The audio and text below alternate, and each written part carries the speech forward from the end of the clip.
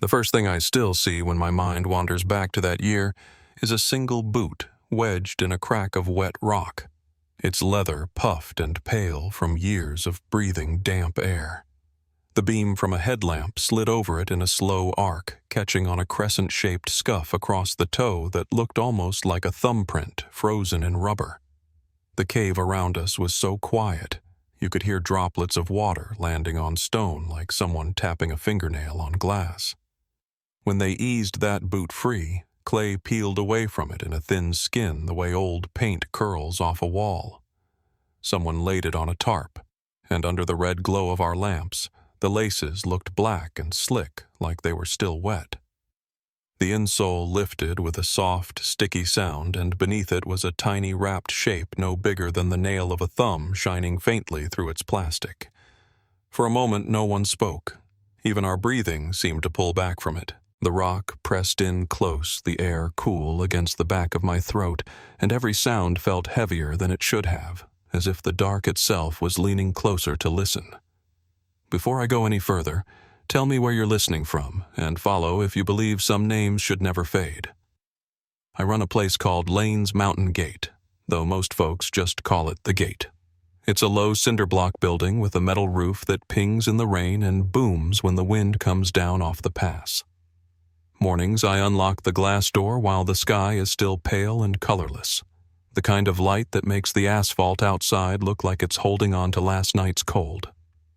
The bell above the door is slightly off pitch, a little too sharp, and it marks every entrance with the same nervous little ring. Coffee smells drift out from the back counter, mixing with the rubber of new boots and the faint chemical tang of stove fuel. The radio on the shelf near the register murmurs weather reports, static, and the occasional old country song that seems to echo in the concrete floor. By 8 o'clock, the first pair of tires usually crunches across the gravel lot, and another day in Everford starts the way 100 others have. Our town sits in a kind of bowl pressed between ridges that catch the light before we do. In fall, the aspen above us go first turning the hillsides into slow-moving bands of gold that slide down toward us week by week. The mornings are thin and chilly breath hanging in the air like cigarette smoke from another era. By noon, the sun sharpens, bouncing off windshields and the windows of the diner across the road, turning everything flat and bright. At dusk, there's always wood smoke somewhere, somebody testing their stove, somebody deciding it's cold enough for the fireplace again so the whole valley smells faintly of pine dust and burning oak. You hear screen doors clap from one end of Maine to the other, and if the river is running high, you can catch that low, steady rush under everything like a held note. Most of my days back then followed a pattern as familiar as the scuffs in the shop's concrete. I turned on the coffee machine, wiped down the counter, and stacked topo maps in neat, uneven piles that shifted every time somebody leaned on the display. Hal would usually be the first one through the door. Heavy boots, old canvas jacket, that worn leather smell that never really leaves a man who's spent his life outside. He'd lean on the counter, crack his stiff knuckles, and grumble about the latest change in fishing regulations while the steam from his cup fogged the glass jar of energy bars beside him. Ben would drift in mid-morning headphones around his neck, the faint buzz of some ham radio chatter bleeding out in little bursts of static. He always smelled like solder, and cold air fingertips stained the same dull gray as the connectors he liked to fiddle with. On good days, we'd prop the front door open and let the sound of the highway and the river filter in, mixing with the thunk of boots on the floor and the rustle of nylon jackets. Months passed that way in a mountain town. You know the rhythm of other people's lives by the sound of their truck doors closing by the time the school bus sighs to a stop at the corner by which porch lights flick on first when the sun drops behind the western ridge. Everford isn't much to look at from the interstate. 2 gas stations, a cluster of houses, a diner, my shop. But when you live here long enough, the place gets under your skin the way the river smell does, damp and a little metallic on cold mornings. I met Erin Cole long before any of this turned into a story anyone outside our valley would care about. The first time she came through my door, she carried herself with the quick, precise movement of somebody who has already made up her mind about what she needs. She wasn't tall, but she seemed to take up more space than her frame should have the way determined people do. Her dark hair was pulled back in a low knot wisps stuck to her cheeks from the drizzle outside, and her glasses were still fogged around the edges. She smelled like wet wool and road dust, that unmistakable mix of long drive and early mountain rain. Instead of wandering the aisles like most first-timers, she walked straight to the stove, fuel, and water filters, as if she had already counted the ounces before she left Boulder. "You the owner?" She'd asked me, her voice even polite but not overly friendly. "I am," I'd said, sliding her a paper cup of coffee because that's what I do for anyone who looks like they slept in their car. The coffee was too strong and the steam curled up between us, carrying that bitter, comforting scent that fills the shop on cold days. She wrapped her hands around the cup, not so much for the caffeine, I think, as for the warmth in her fingers. Up close, I could see the little notches of callus along her knuckles, the pale strap marks on her shoulders from a pack she'd already been wearing that morning. Over the next couple of years, she became a regular late summer presence appearing in my doorway, the way the first hint of yellow appears in the trees. Erin lived down in Boulder, working for a small book publisher where she proofread manuscripts and wrangled deadlines and office politics. I learned that in pieces over half conversations while she weighed freeze-dried meals in her palm and frowned at the fine print on fuel canisters. She would drive up to Everford in a car that hummed rather than roared music low windows cracked, even when the air had that high, dry chill. She'd park under the same dim parking lot light gravel popping under her tires and come in with a small notebook already open to her gear list. The pages smelled faintly of ink and the sharpness of fresh paper whenever she set it down on the counter. She called her trips resets. Not vacations, not adventures. Resets. She'd say it in that simple, practical way like she was talking about rebooting a stubborn computer or closing a file that had gotten too heavy. I remember her once tapping the notebook with the back of her pen, the metal clicking softly on the paper. "If I don't get out here every couple months," she said, "my brain starts stacking up like bad copy." She smiled when she said it, but it didn't fully reach her eyes. There was always a thin line of tension around her mouth, a tightness in her shoulders. You only notice things like that in hindsight, of course. At the time, she just looked like a hard worker trying to catch her breath. Her brother Mark came through town with her once. He was the kind of man who moved carefully, as if measuring every step, the smell of travel still on his clothes, airplane air, stale coffee, that faint chemical tang of a rental car. He held a to-go cup in one hand and Erin's extra trekking poles in the other, as if he didn't quite trust the world to leave her gear where she'd put it. While she checked stove fittings and compared ropes, he drifted along the back wall, fingers brushing the edges of first aid kits, bear spray canisters, emergency blankets.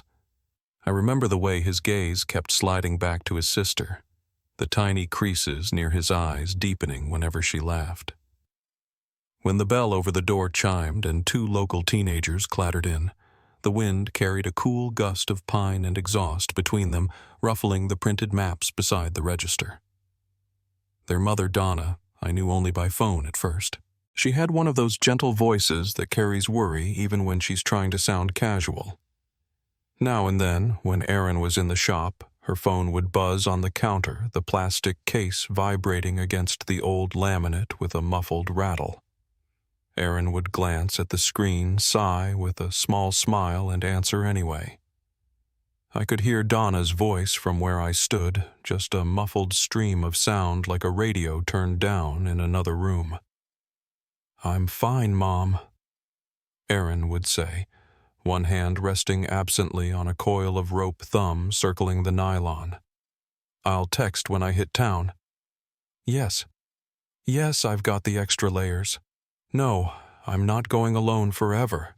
She always sounded patient, but there was a faint edge there too, like a guitar string tuned just a hair too tight.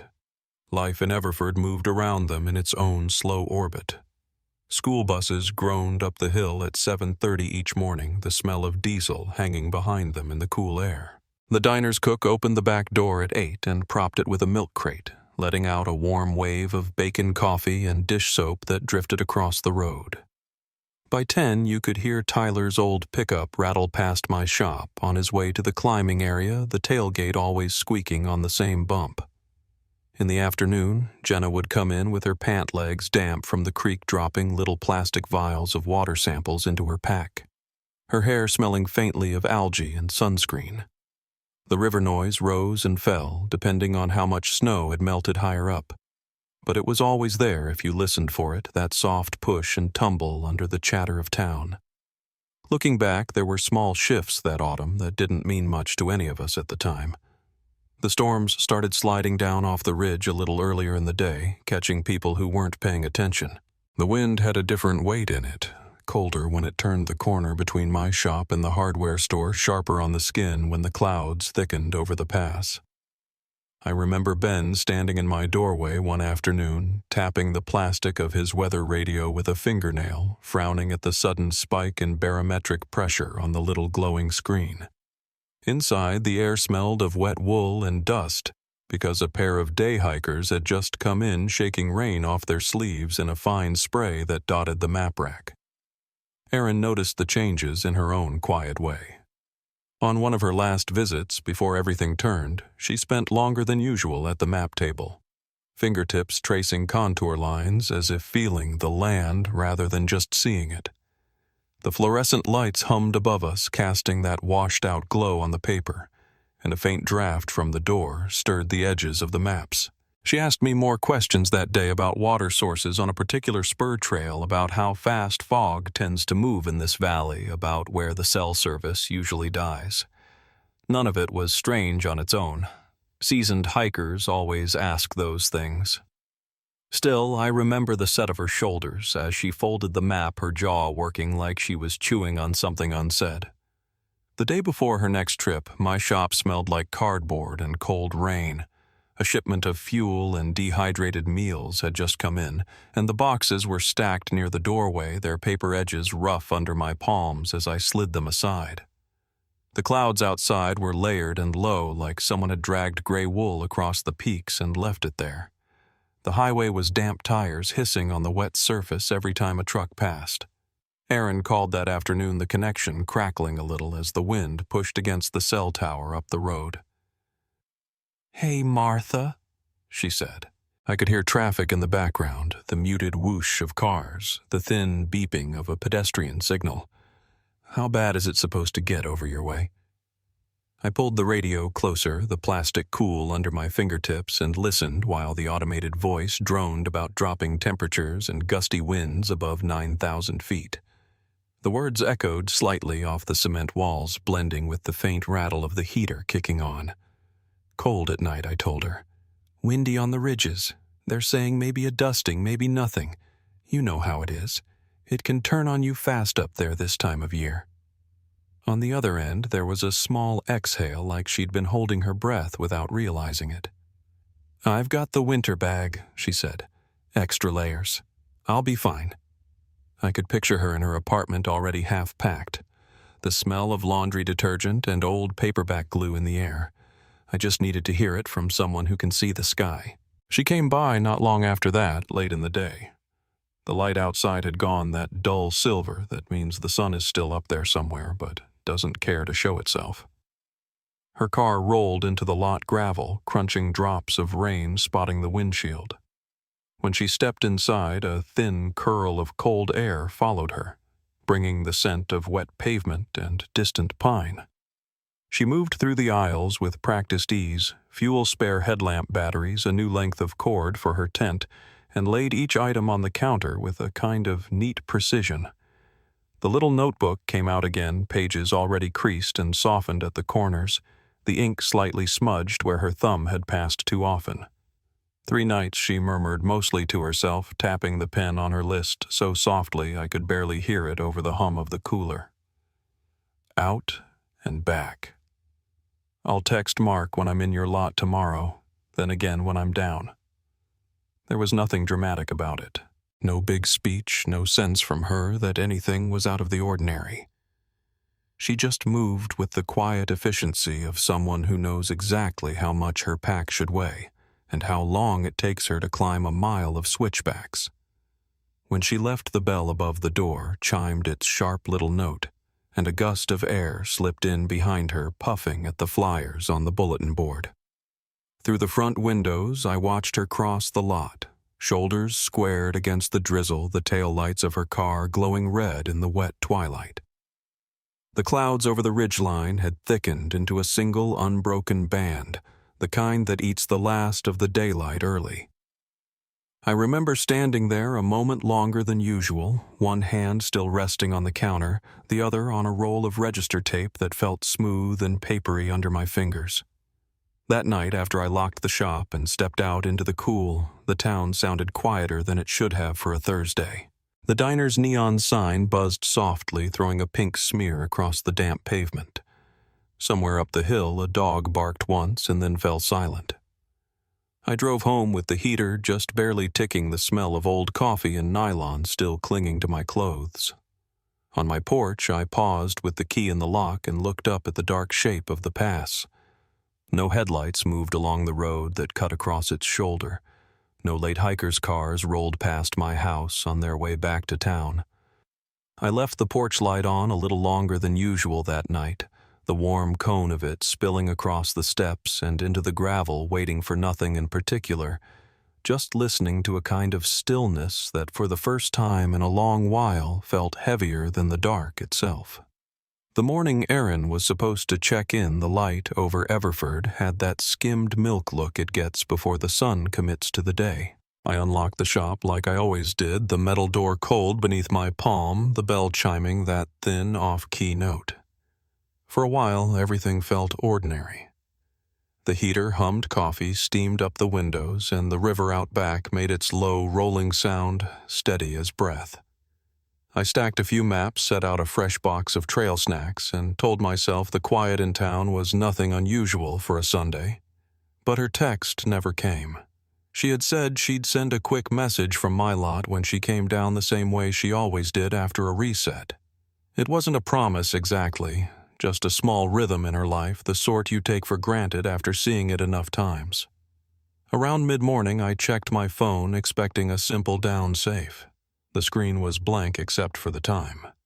10:13 a.m., cool light spilling across the counter. I waited another hour. Told myself she might have taken the long way out or maybe stopped at the overlook. She loved the one where the wind comes straight through the gap and makes the grass bend like it's bowing. I even caught myself smiling at the idea of her taking one last look at the valley before driving down. The heater clicked off, leaving a hush in the shop that somehow made my heart beat a little louder. Just before noon, Mark called.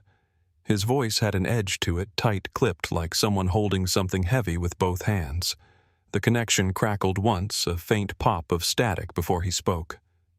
"Hey, Martha." "You heard from her." I could hear traffic behind him, that thick urban hum Boulder always had, but his words cut clean through it. "No," I said. "Not yet. Maybe she's still out of range." There was a pause, the kind where you can feel someone thinking instead of speaking. She should have checked in by now. A small chill crept down my back, the kind that doesn't come from weather. Outside the window, a gust lifted dust from the gravel lot, tossing it in a light swirl before settling again. "Let me drive up toward the trailhead," I offered. "Maybe her car's already there." "I'm already on the way," he said. "I'll call you when I get to Everford." I hung up and stood there with the phone still in my hand, the plastic warm from my grip. The shop felt different without anything actually changing. The ticking of the old wall clock was louder, the smell of coffee sharper.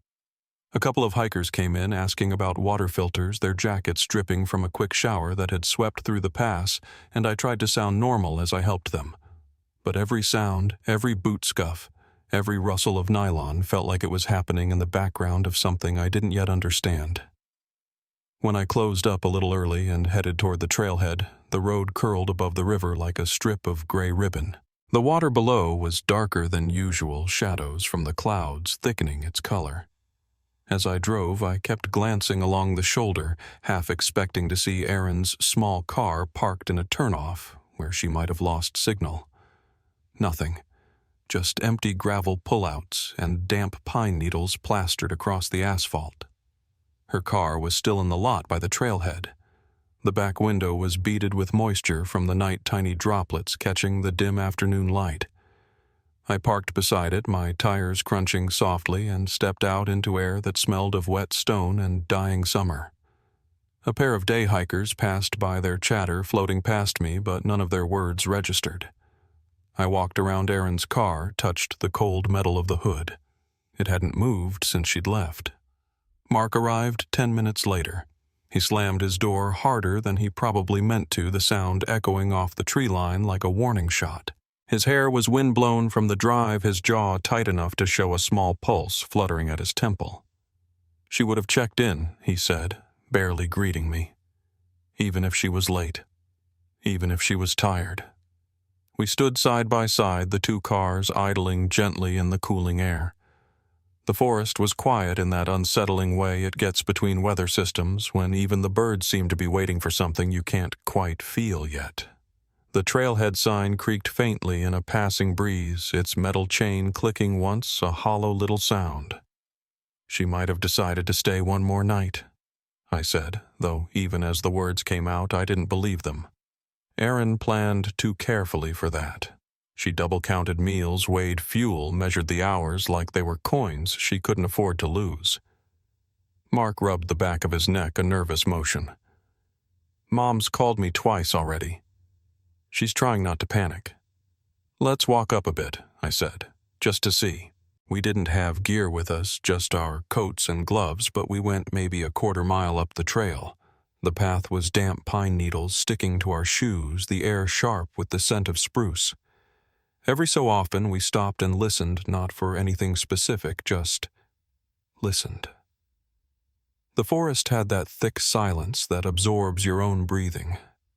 At one point, we heard something, a short, quick echo down in the ravine, and both of us froze. It turned out to be a distant branch snapping under the weight of melting ice. But the tension that shot through my chest stayed there long after the moment passed. She wouldn't go off trail, Mark said softly. I know, I replied. And she'd have signaled if she needed help. I know. We stood there under the dimming sky, both of us absorbing the same cold truth, but not saying it out loud.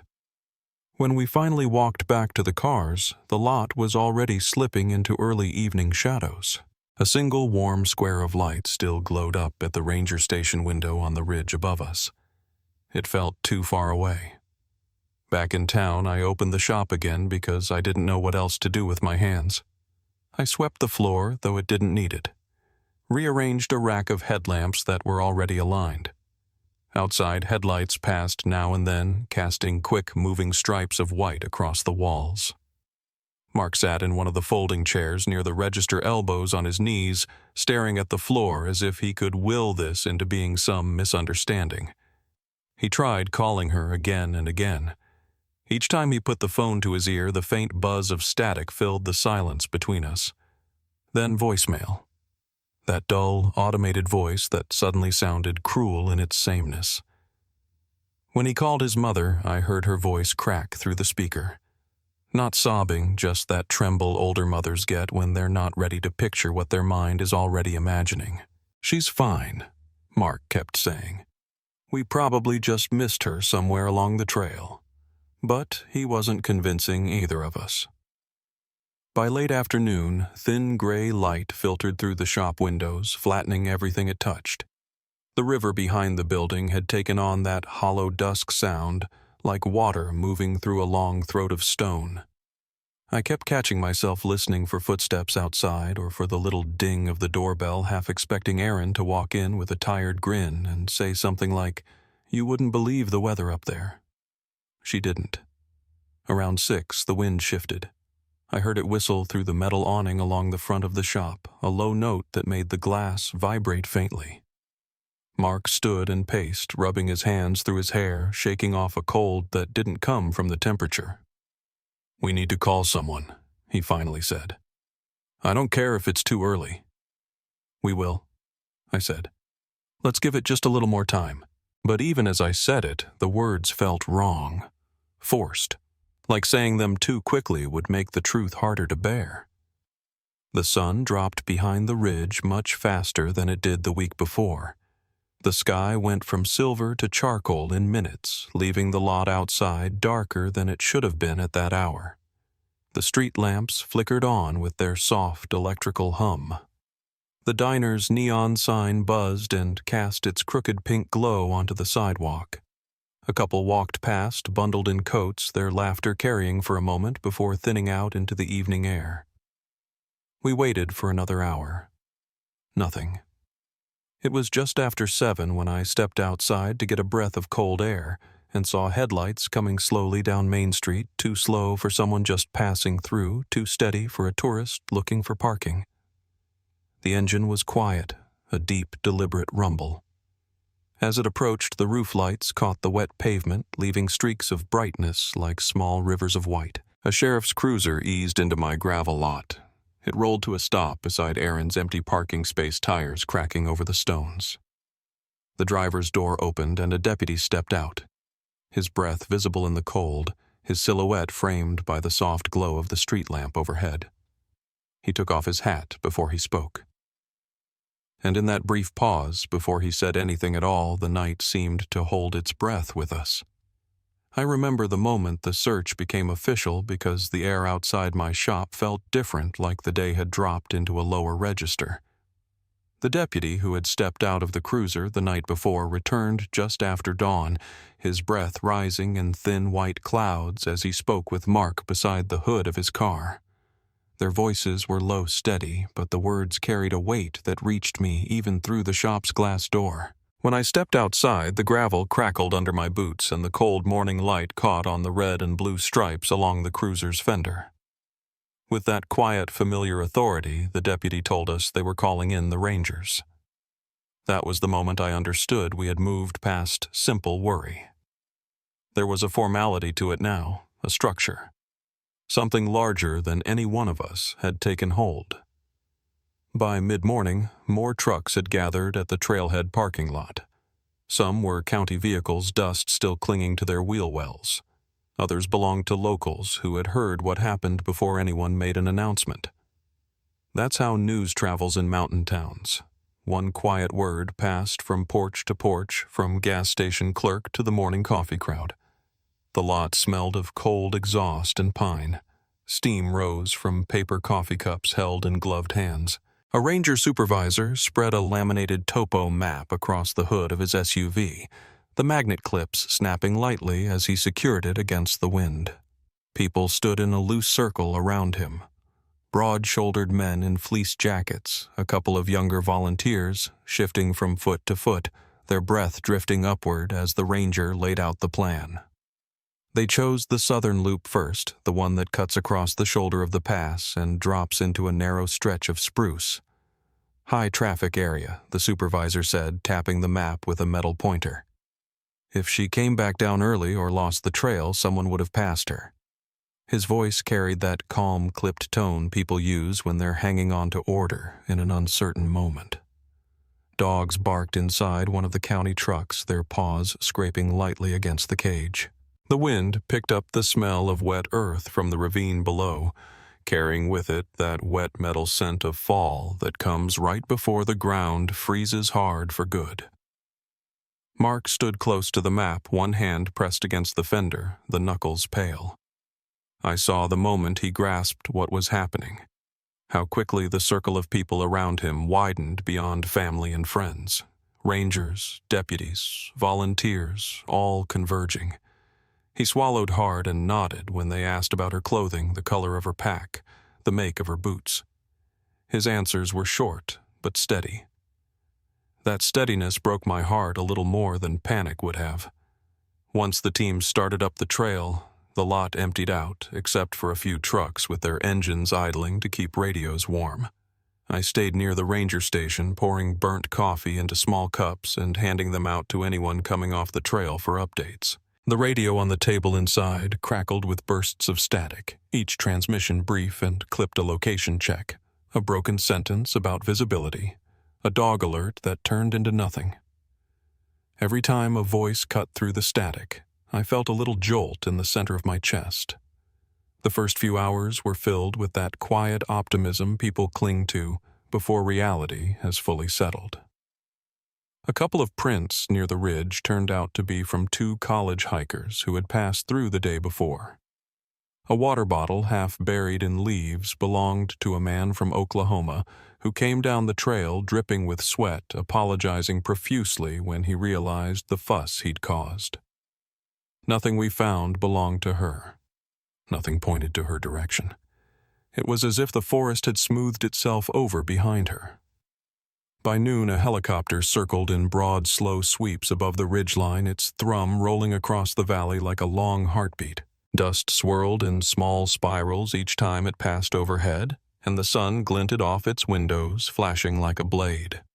Down below, I watched the search teams move through the trees, bright jackets in reds and oranges like sparks drifting through the green.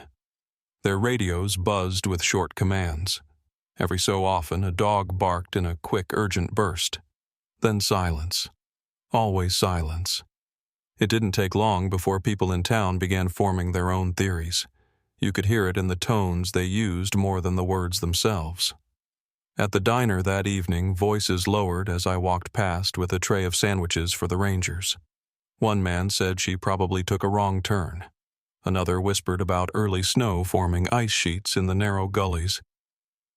An older woman murmured something about how the mountains keep what they want, her voice tremoring just a little. I didn't have the energy to correct anyone or defend Aaron from rumor. There wasn't anything to defend against, yet only the unknown. Back at the trailhead, the Rangers regrouped near dusk. Their jackets were damp, their faces drawn. Mud clung to their boots in thick ridges. As they stepped around the vehicles, the gravel shifted under their weight with a sound like dry bones moving. The air smelled of sweat diesel and wet pine needles.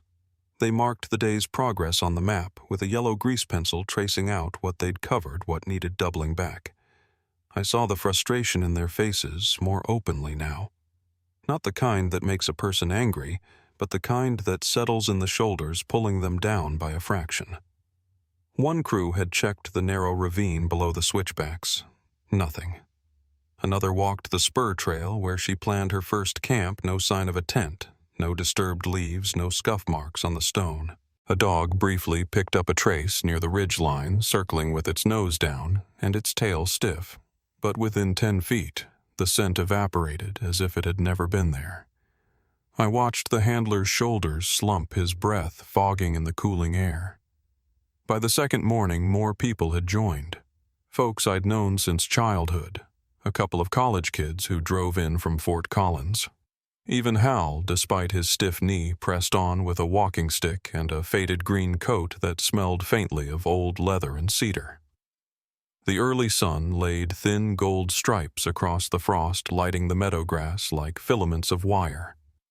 Coffee steamed from steel mugs as people gathered in small knots waiting for instructions.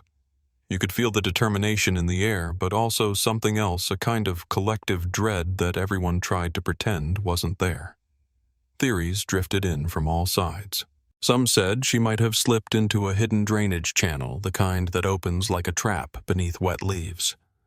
Others suggested she might have been forced off trail by weather rolling in faster than predicted. A couple of murmurs hinted at darker possibilities, but those whispers died quickly under stern looks from deputies. Hope and fear existed side by side, each refusing to move out of the way for the other. I joined one of the ground teams that day, hiking a lower section where the trail narrowed into a shaded bend between boulders. The air there felt colder, almost still, with the scent of damp moss thick in it. Every time we brushed against a branch, droplets fell with small, sharp taps.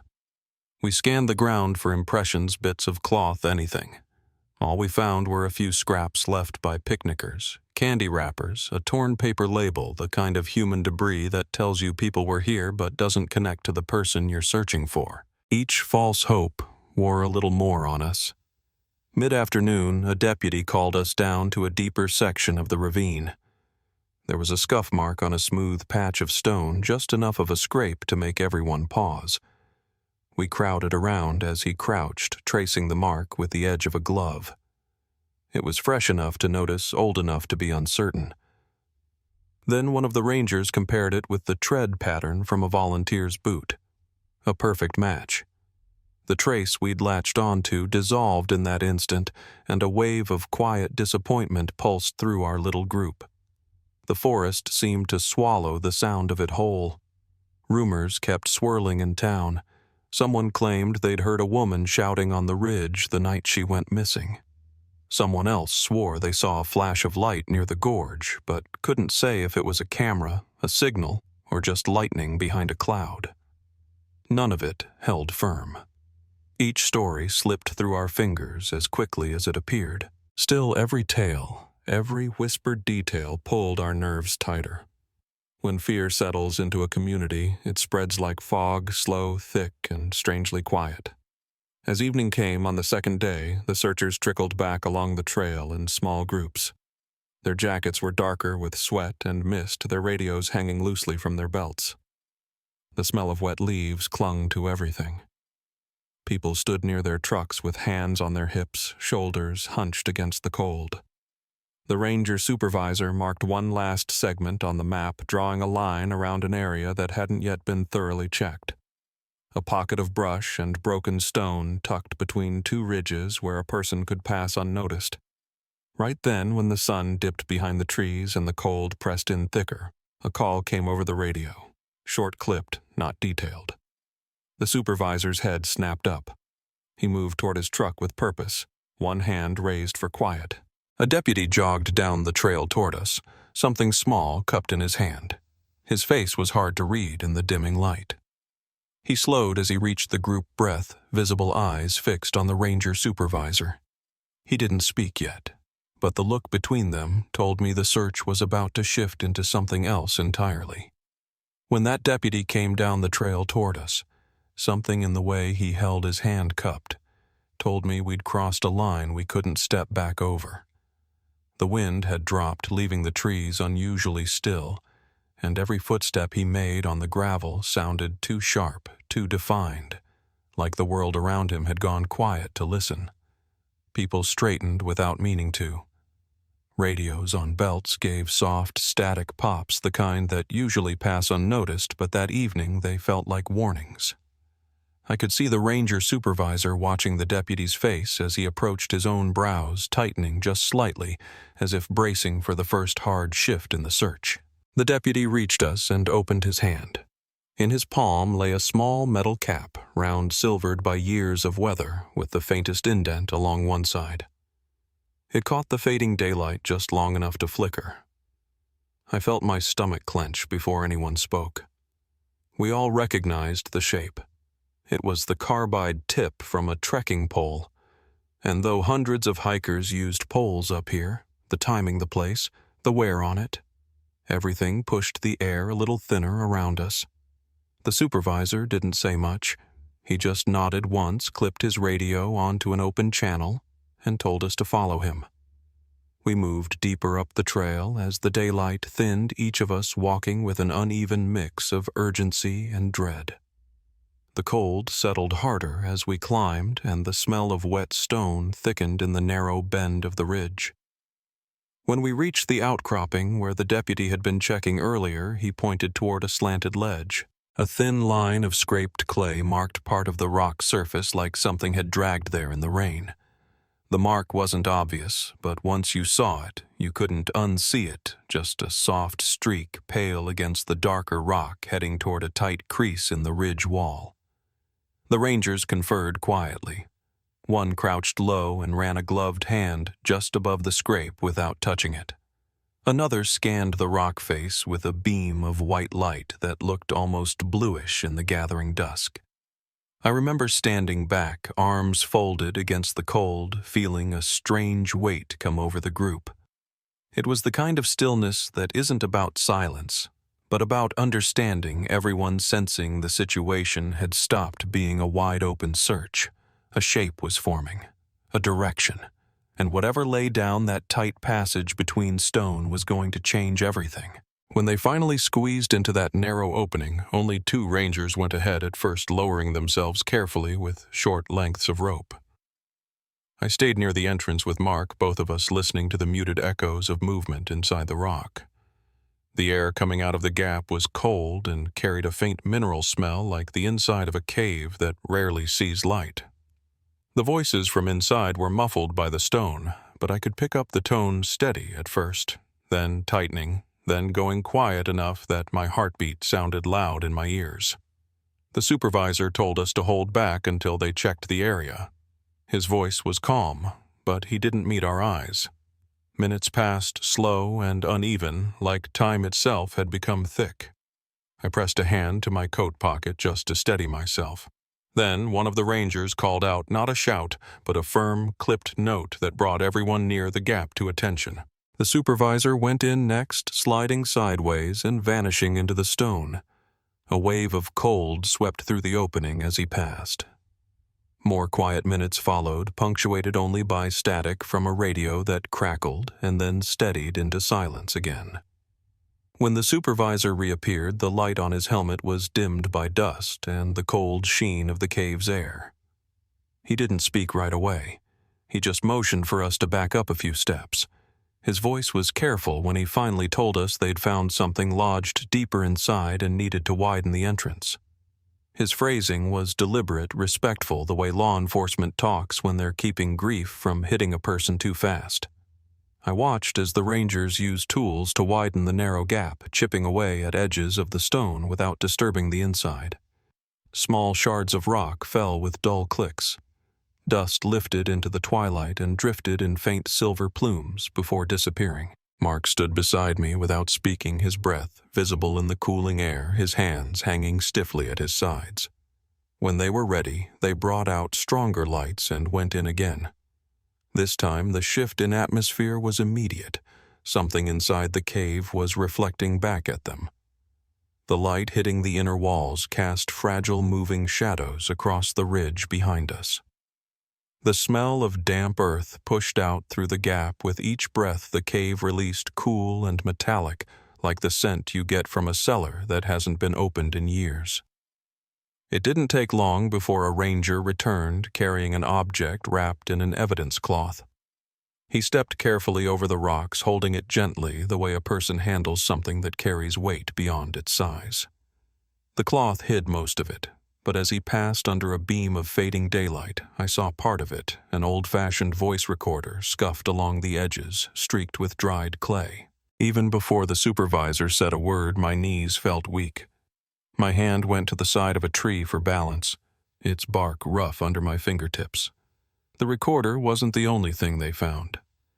As they described the interior chamber, small-angled with stone walls, polished smooth by water over years, I felt the world narrowing around me. They had located markings on the rock, faint scratches someone had made with something sharp. And deeper still, they'd found where the earth dropped off, leading into a darker pocket that was too dangerous to enter immediately. There were signs something or someone had been there long before the cave sealed itself with the last season's storms. By the time the item was placed on the tailgate of the nearest truck wrapped in a clean cloth, the light had almost entirely slipped away. Cold evening air moved across the clearing, carrying with it the scent of distant snow. The supervisor brought out a small flashlight and examined the recorder first with the care of a professional, then briefly with the heaviness of a man who had seen too many moments like this. He asked if anyone knew whether Erin carried something like it. Mark's breath hitched so quietly I almost didn't hear it. She did, he managed, voice hoarse. Not always, but sometimes. She liked documenting the hikes. Hearing him say it broke something open inside me. Everything around us blurred at the edges for a moment, the trees swaying, the crunch of boots on gravel, the low murmur of radios. My chest felt tight, like the cold air had filled it with stone. The recorder was taken into the ranger station shortly after. Not for playback right then, protocol wouldn't allow that, but for initial handling, cleaning, cataloging. Inside, the air was warm and smelled of coffee left too long on a hot plate. The overhead lights cast a flat, steady glow on the metal table where the cloth-wrapped object was placed. A technician brushed off a bit of loose grit with slow strokes. No one spoke above a murmur. While they worked, the supervisor explained the extent of the find, the scrape marks leading to the crevice, the scuffed clay, the condition of the recorder itself. He kept his tone measured, but every sentence deepened the shape of the truth we were stepping into. Erin had been there. She had left something behind intentionally, and whatever happened inside that chamber had happened in the kind of darkness that swallows sound. When the technician confirmed the recorder's memory card was still inside, a stillness settled over the room. It wasn't the kind of silence that follows noise. It was the kind that comes when everyone recognizes the moment they're in will echo for a long time. The investigators didn't play the audio until later, but when they finally heard it whined, faint movement. A human voice pressed thin by distance and fear, it told them enough. Not everything, but enough to understand she had tried to signal. She had tried to leave something behind, and she had done it alone. As the night deepened, more deputies arrived, their boots thudding softly on the station's wooden steps. Maps were unrolled again. Phones rang with clipped updates. A second team was assembled to return to the cave at first light, equipped now for the unstable stone and the steep drop they'd found deeper in. Mark stood near the window with both hands braced against the sill, staring out into the dark where the ridge loomed like a silent wall. The station lights flickered once as someone switched circuits to handle the equipment load. Outside, a light snow had begun to fall, fine grains catching in the glow of the porch lamp. It dusted the hoods of the trucks, softened the sound of distant radio chatter, made the whole night feel suspended between breath and collapse. I stayed until after midnight, pouring coffee, handing out blankets, moving quietly among people who all understood the gravity of the moment in their own way. The recorder had changed everything. It had turned a wide, uncertain search into a pinpoint. A direction. A story we hadn't wanted, but now had no choice but to face. When I finally stepped outside, the cold hit my face like a truth I couldn't ignore. The snow had picked up, whispering across the ground in thin patterns. A deputy closed the station door behind me, the latch clicking softly. In the lot, the cruiser lights had been switched off. Only the dull porch light cast its circle across the steps. And as I walked to my truck, the weight of what had begun settled over me. They weren't looking for a hiker anymore. They were gathering for the long, hard work of understanding what she had endured in the dark. Inside the station, I could see shadows moving, preparing statements, contacting specialists, making plans for the cave at first light. What came next would not be simple or quick or kind. In the days that followed the discovery in that narrow chamber, it felt as if the whole world slowed to half speed. The ridge where the recorder had been found was sealed off before sunrise, yellow tape stretching between trees that creaked softly in the cold wind. Deputies stood with their arms folded, shoulders hunched against the mountain chill, speaking in low voices that barely carried. I remember the distant whir of a generator as the technical team set up lights near the cave entrance, their beams cutting sharp white slashes across the stone. Even from the road below, you could feel a kind of solemn focus in the air, as if everyone understood we had crossed from hope into confirmation. Mark didn't say much in those early hours. He kept his hands buried in his jacket pockets, rubbing at the fabric with slow, repetitive movements. His mother sat beside him on a folding chair provided by one of the volunteers, her fingers pressed together so tightly they trembled. When the sheriff came to speak with them, his boots crunching lightly over the frosted dirt, he removed his hat in a quiet gesture of respect.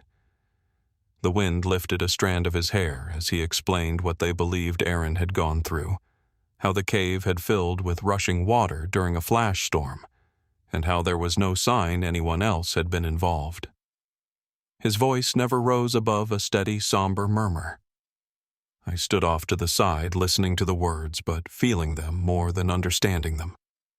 The truth settled over us the way snow sometimes falls without warning, soft, cold, and impossible to push back. Erin had been alone in those last moments.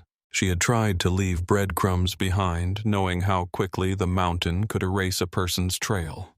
And when the storm came, it closed the world around her.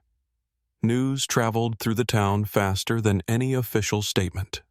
By mid-morning, the storefront windows along the main road reflected small gatherings of people leaning close to one another, whispering in tones too hushed to carry. A few left flowers at the trailhead even before the authorities declared it permitted. Others stood by their trucks, hats in hand, staring at the ridge as if waiting for something to break the tension in the air. The diner stayed unusually quiet that day. Even the clatter of plates seemed subdued out of courtesy. Law enforcement spent the next several days combing through the area around the cave. They mapped the chamber, measured the drop-off, collected every scrap of evidence from the recorder to the scraped clay near the entrance. No signs of foul play. No footprints that didn't belong to the search teams. Just the trace of a woman who'd fought to leave signals behind in the dark. One of the deputies told me that the most painful part was how close she'd been, less than 50 yards from an opening that might have led her back to the ridge if the storm hadn't turned the cave into a trap. There was no arrest, no suspect to pursue. Instead, the report that closed the investigation was a blend of geology weather patterns and the way sound travels in narrow rock corridors. Erin had entered the wrong passage, misjudged the storm, and been overtaken by cold water and falling stone before she could find her way out. The voice on the recorder, the soft clicks and breath, they were her last attempts to leave something that would speak when she no longer could. For the family, that conclusion was both cruel and merciful. It gave shape to her final hours, but it didn't fill the empty places she left behind. Mark spent a long afternoon sitting on the hood of his truck behind the ranger station, staring at the file the sheriff had handed him. He didn't open it, just tapped the folder with one finger, a small, steady motion.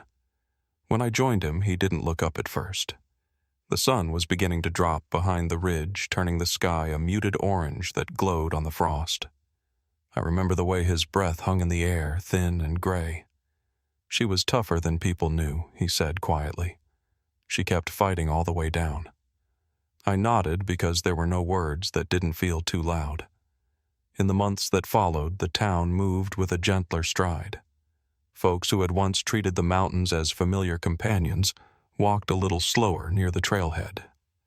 The old-timers who had spent their lives hiking the backcountry started carrying radios more regularly. The volunteer teams upgraded some of their equipment, and a few of the younger climbers learned cave protocols from specialists who had never needed to visit that ridge before.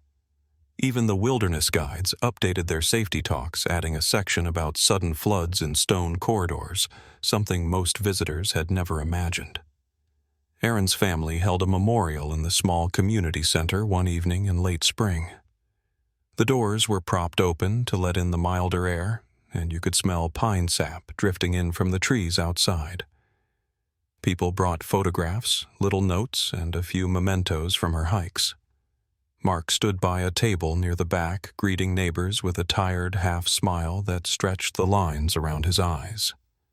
Her mother wore a soft gray sweater, her hand occasionally resting on the folded map the investigators returned to her.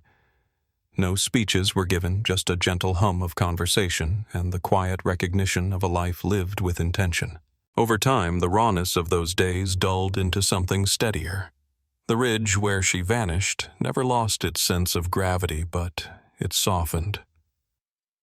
I still go up there sometimes, early in the morning before the sun rises fully, when the ground is cool and the brush along the trail still holds the night's dew. The air is different up there now, quieter somehow. It's as if the mountains hold a memory of her, not in a haunting way, but in a patient one. A faint echo that reminds me how thin the line can be between a path taken and a path lost. The technical team eventually released a cleaned version of the audio from the recorder. It didn't solve anything. The wind nearly drowned her voice, and the stone distorted most of the sound. But every now and then, if you listened with headphones, you could pick out something like a faint exhale or the scrape of fabric against rock. It wasn't a message meant for clarity. It was simply proof she had been there, reaching out the only way she could. And for many of us, that was enough. The town changed in quiet ways.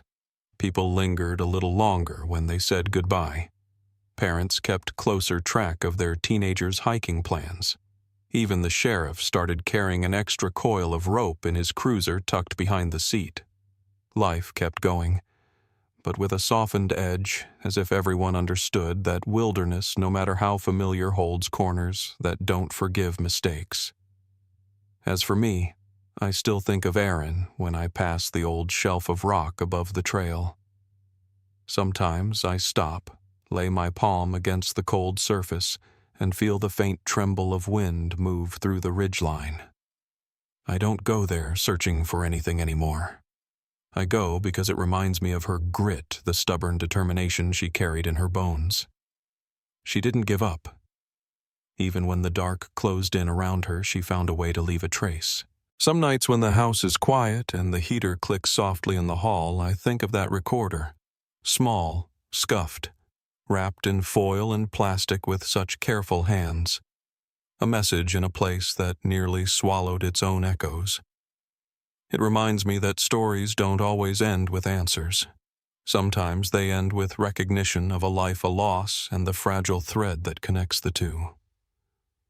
I still carry that final image with me, the thin beam of a ranger's flashlight cutting across the stone, catching the edge of a small object that waited 7 long years to be found.